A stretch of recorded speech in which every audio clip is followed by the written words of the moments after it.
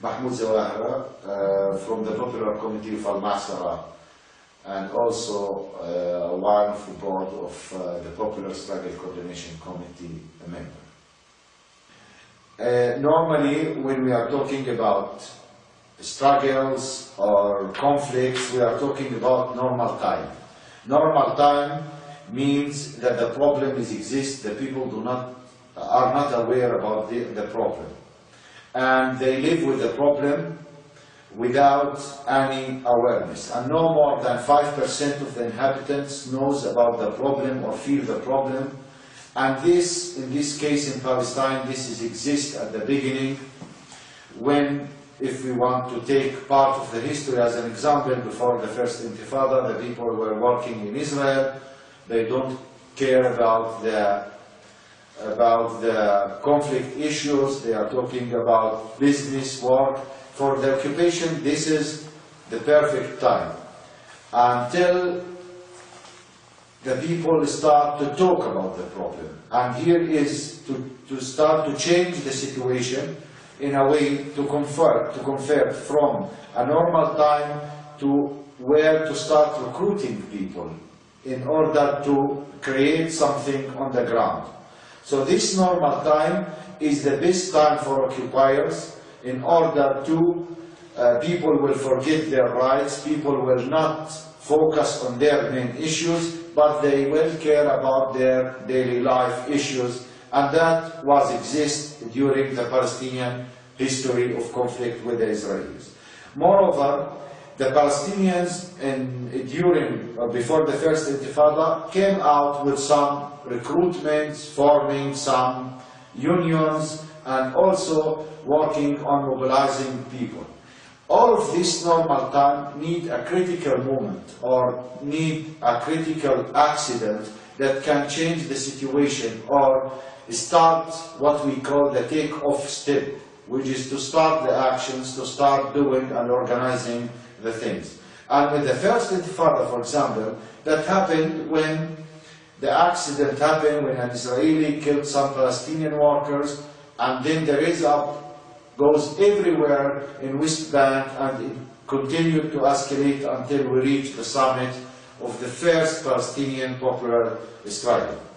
With the wall issues, the normal time, it was not a normal time, because at that time there was massacres and violence going everywhere in West Bank and Gaza, Jenin massacre, Nablus massacre, Nativity Square siege, and all of these things. And at the same time, Israel started to build the wall.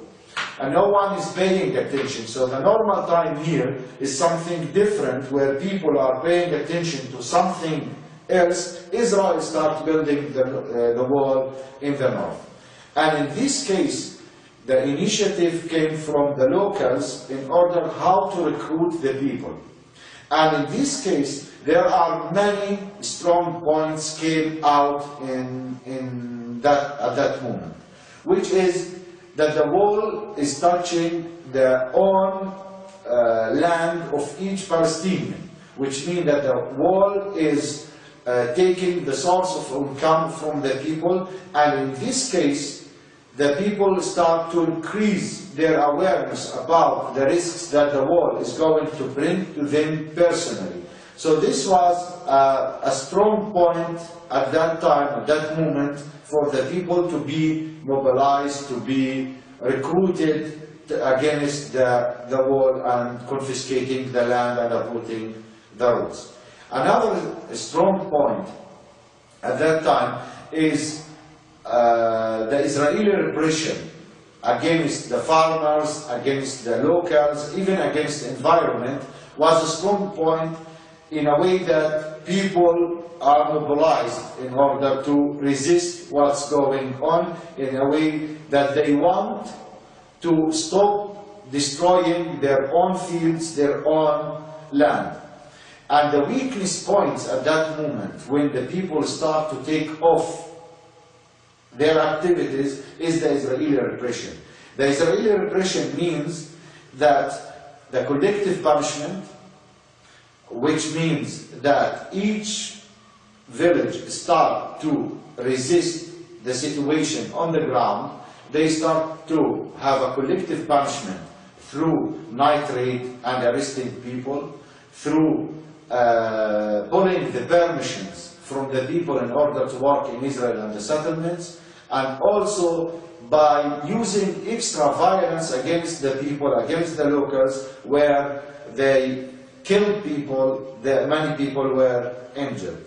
And the fines and the bills also was another risk for the people in order to stop the people. So that was the critical accident in this case was building the wall, was confiscating the land, uprooting the trees, was a critical accident for each single village where people start to recruit themselves. Now in this case, there wasn't an organized movement or union or a local council which is adopting this in a way to continue the resistance. That was just a local initiative from the farmers picked up by some Palestinian activists in the villages or in the towns in order to gather around this idea of popular resistance.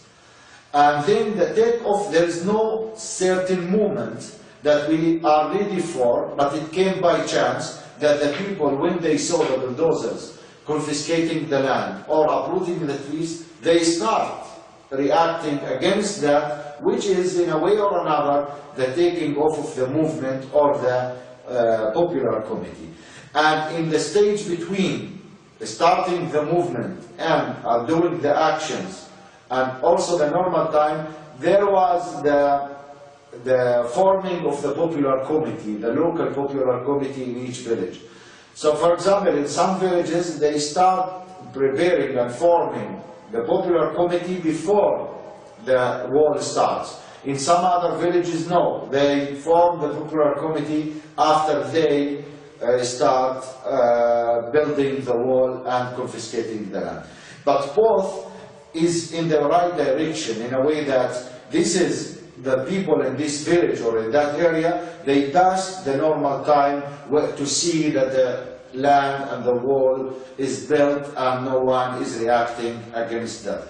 So if we want to say how those local popular committees started, we cannot say that those people knows what are the strategical stages that they must follow in order to reach a movement to resist the occupation, but they react naturally against the wall and against uprooting the trees.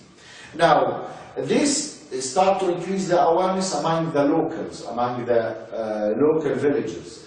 But at the same time, this creates challenges for the people. The awareness among the people increased from, let's say, 5% to 20%, up to 80% in all the villages where the activities are going on. And these activities, when they start organizing it, it varies from a point of recruitment up to civil disobedience. And the disobedience in this case is different, because each single demonstration or action that the Palestinian organized can be considered as a disobedience. In a way, in this case, the Israeli military law is an obstacle against the actions, against what the people are doing. Because as soon as you organize a demo or an action, this is a closed military area. This is something prevent people from going on. So it's a matter of space that the people are doing, from recruitment and bringing people from the normal time to the take-off time, and then to organize the direct action. And the direct action reach a point which is disobedience, and this passes the law. And the law here is the challenge for the Palestinian in order to break the Israeli law, because this law is designed and exists in order to legitimize all the occupier actions on the ground. And here where the risk starts, and here where the collective punishment starts against the people and against the activists.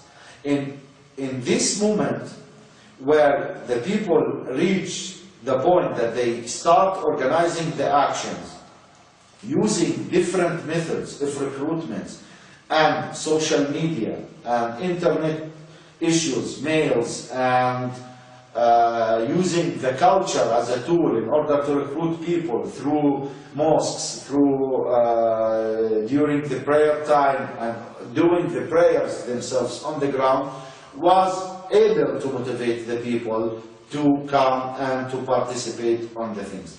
Another thing is that this was waving, which is normal after taking off and starting organizing your actions. Where do you want to reach? What is your goal?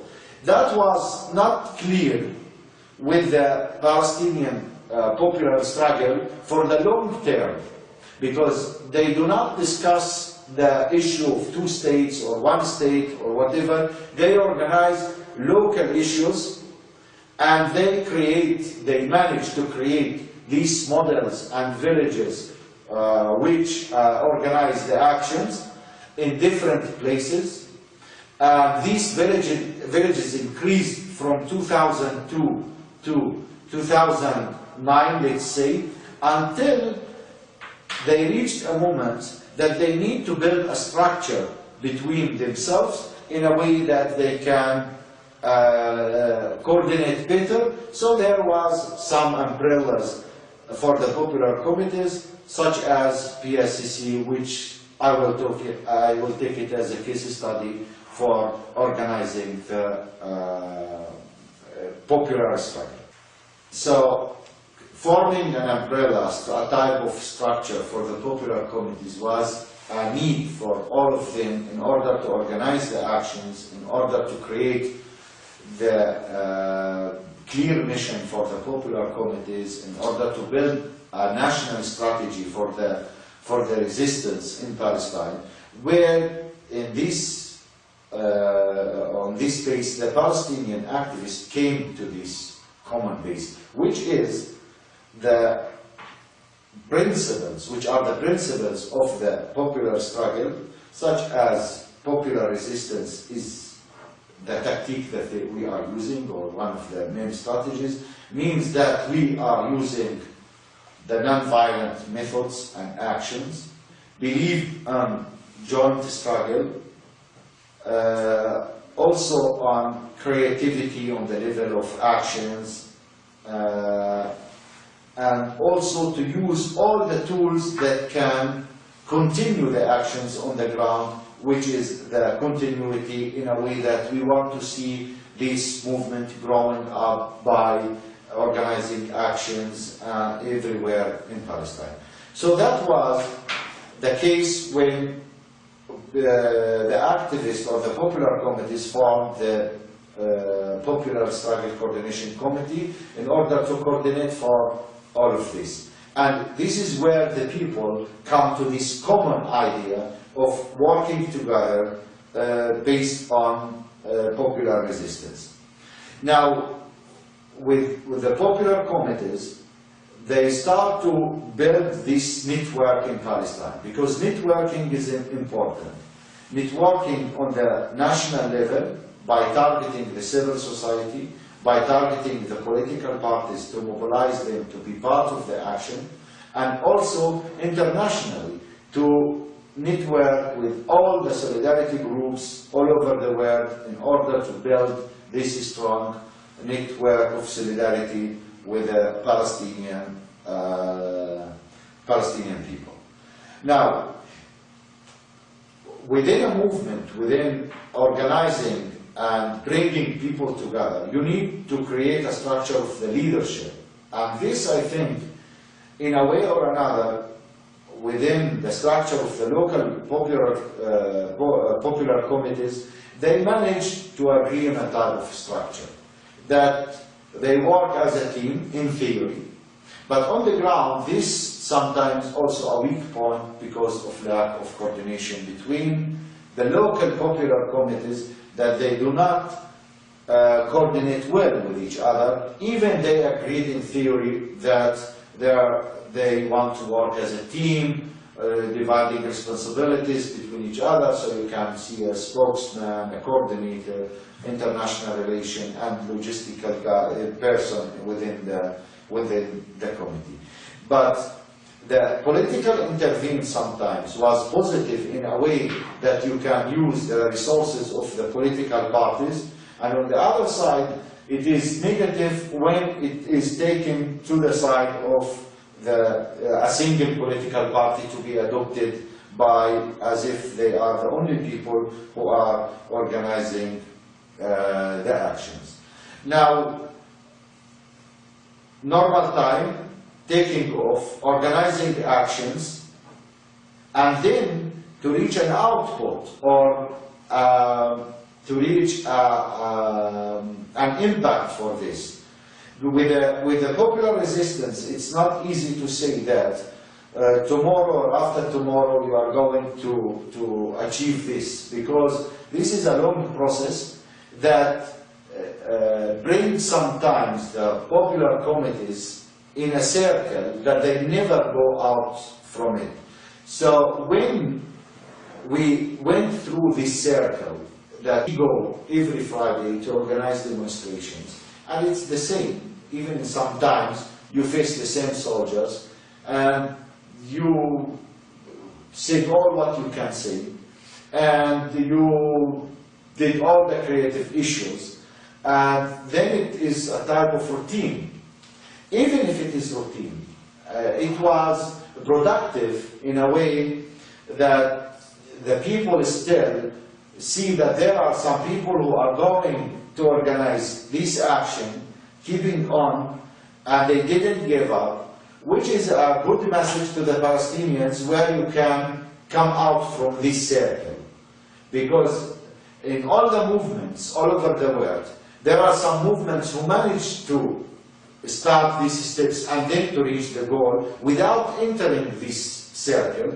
Others no, others stuck within this circle, and even they went down, and the regime or the occupation managed to control this movement.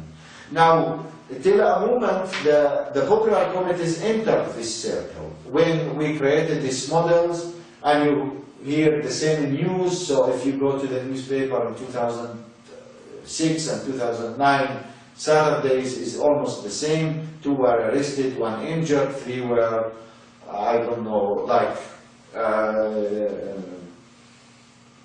arrested by the soldiers, but this is not the thing that we want to reach in a way to stay in this circle.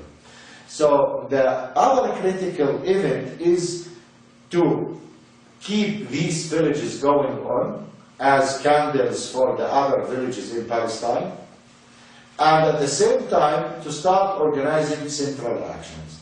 Central actions is an advanced step that's taken by the popular committees, such as blocking the settlers' roads, and this brings a strong message to the settlers where they never feel that they are in another country, but by blocking these roads, it spread a strong message. Moreover, that it is more costly for the occupation in order to follow these central actions. Another action, central actions, is occupying the supermarkets that Israel established at the entrance of the settlement, such as Rami Levy supermarket in Binyamin and in Gush Atzion, when the activists, the Palestinian activists, occupied the supermarkets, which was like to see how the settlers perceive this as it's strange. Those people who are hopeless are able to come and to occupy the supermarket, and they, you know, like polarized, and they don't know what to do in this case. Another thing is installing villages, installing Palestinian villages in Area C, and in the threatened area especially. That was something important because it increased the trust among Palestinians with popular resistance. Because the challenge also is the rumors about the popular resistance. This will never bring an impact. This will never give an outcome for the Palestinians, those people who are going to demonstrate without weapons or even sometimes without throwing stones, will achieve something. This will never bring a result. And this is the majority of the Palestinians who are talking about this, until the critical or the transformation point in the history of the popular resistance since 2002 is the 10th of January 2013, which is Bab el-Shams, a village, which brings, I think, the awareness among the Palestinians more than all the events that have been done during the past 10 years. And at that time, this model was copied many times in different places, which means that you start and the others continue with these activities. This brings a little bit the people from the circle of where we are going and how come we will go to the next step in order to reach our goals. And after that, the Palestinians, we saw even politicians start talking about popular resistance as a strategy for the Palestinians to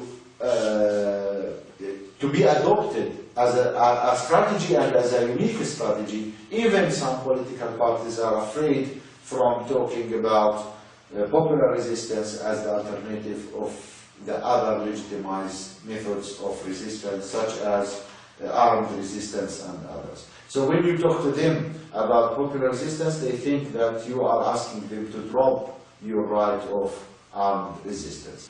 So now, after all of that, when the popular struggle in Palestine start organizing all of these actions, it comes out with some impacts, which comes from the strong points that the people are gaining through their struggle.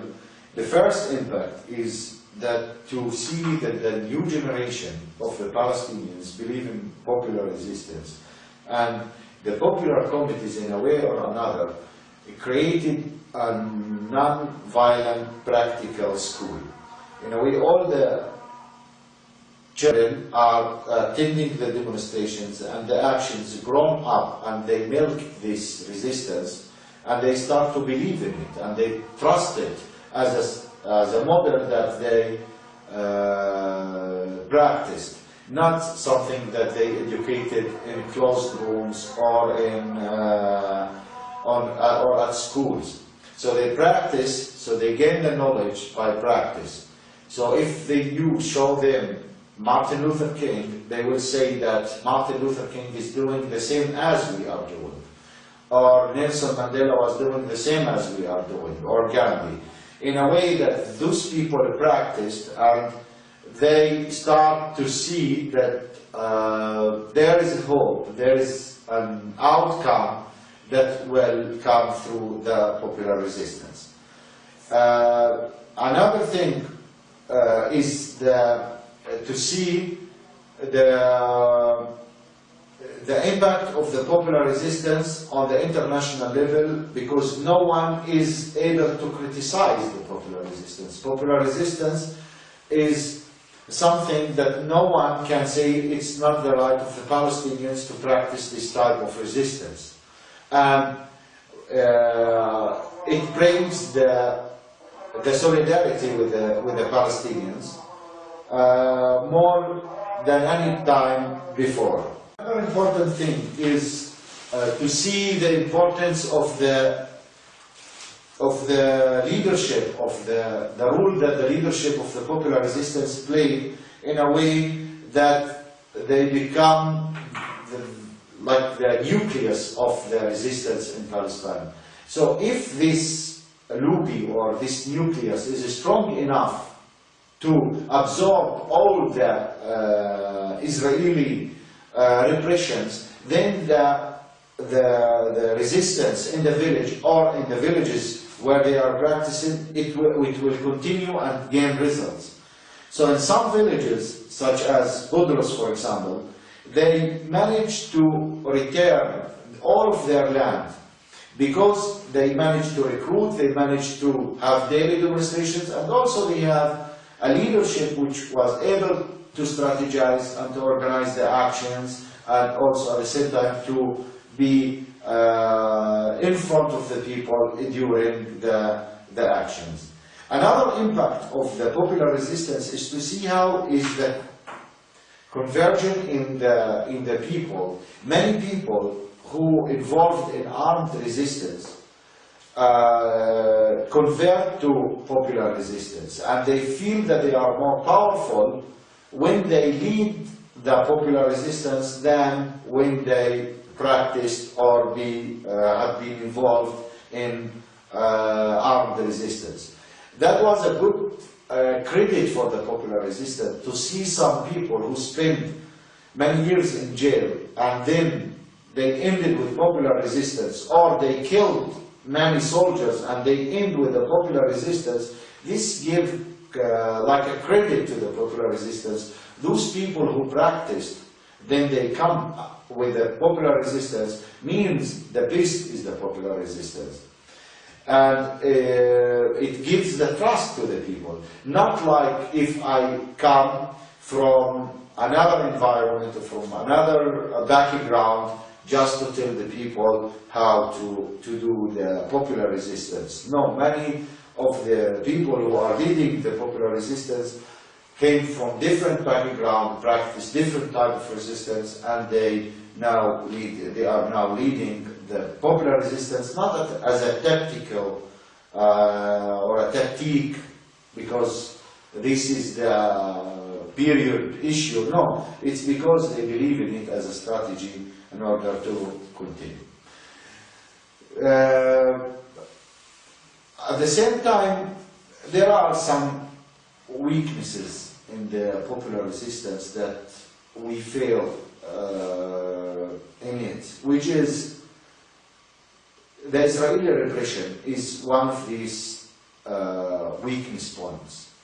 Now, also another weakness point is the political vacuum. The people do not believe anymore in negotiations or peace process or all of these things that they get tired from hearing the news.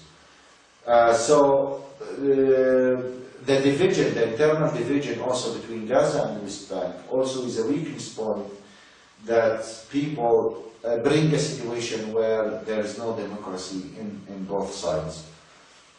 But on the contrary, there are many strong points that this popular resistance is depending on international law, depending on the power of the people, that the Israeli physical power is unable to mute it or to destroy this internal faith that the Palestinians are facing the Israeli physical power. What I want to say at the end, strategizing or building a strategy for the popular resistance is an essential thing in order to see where we are going. Organizing actions must bring us closer to our goal. And in many cases it is like this, and in other cases it is sending us in another direction.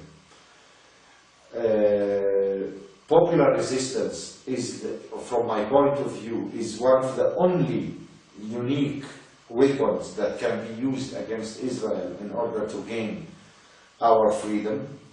If I want to say that the popular resistance is exactly the leaves of the tree, the roots of the tree, which is planted on a rock, where it penetrates the rock to bring the water to the leaves to see the life.